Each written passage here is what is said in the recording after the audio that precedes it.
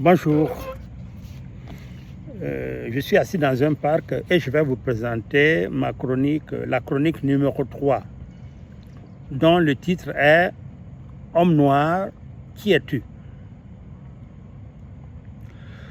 Je vais aborder ce sujet-là sous l'angle de l'esclavage ou des esclavages. L'Afrique, l'homme noir a subi 2 esclavages de façon industrielle. L'esclavage, en parenthèse, a été qualifié de crime contre l'humanité par les Nations Unies. L'homme noir a subi l'esclavage transatlantique des Européens, d'une part, et l'autre esclavage dont on ne parle pratiquement pas, c'est l'esclavage des arabo-musulmans, qui a passé par le Sahara et qui a passé aussi par la côte de Zanzibar et qui remonte vers les pays arabes. Voilà. Ce qu'il faut voir comme aspect commun entre ces 2 esclavages-là est leur caractère de violence extrême, de barbarie, de racisme, si on peut parler ainsi. Et l'homme noir a été traumatisé profondément parce qu'il a subi ces 2 assauts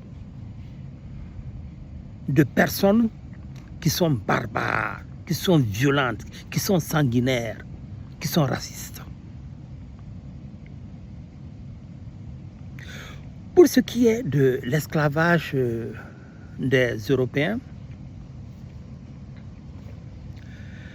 le nombre de personnes qui ont été déportées aux Amériques est estimé à 12 millions de personnes.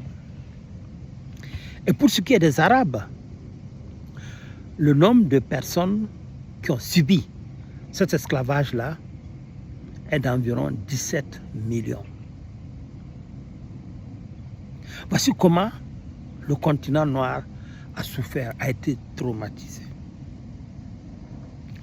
Maintenant, une question essentielle que le commun des mortels se pose: comment des gens sont venus d'ailleurs pour pouvoir rendre esclave tout un continent?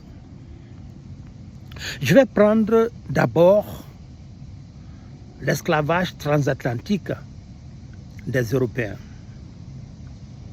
Comment les Européens ont procédé? Les Européens, autour du XVIIe siècle, avaient l'arme à feu.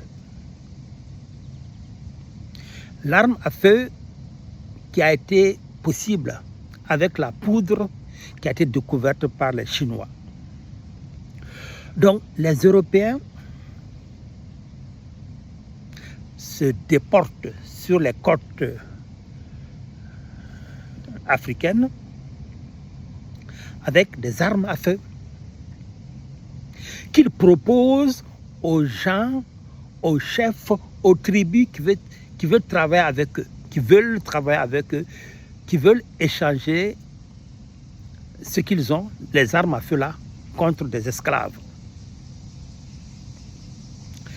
Donc, rapidement, vous pouvez imaginer que l'arme à feu au XVIIe siècle peut être vue aujourd'hui pas très loin de l'arme atomique, parce que c'est impressionnant. C'est impressionnant. Donc, les chefs africains vont se mettre à se concurrencer, à se rivaliser, pour avoir l'arme à feu du blanc. Parce que celui qui a l'arme à feu va dominer celui qui ne l'a pas. Donc il n'y a aucune tribu qui va rester sans essayer d'avoir cette arme à feu de l'occidental contre des esclaves. Donc, et ainsi rapidement, le commerce, l'échange armes à feu, esclaves, se développe très rapidement. De la rivalité entre les Africains, entre les Noirs.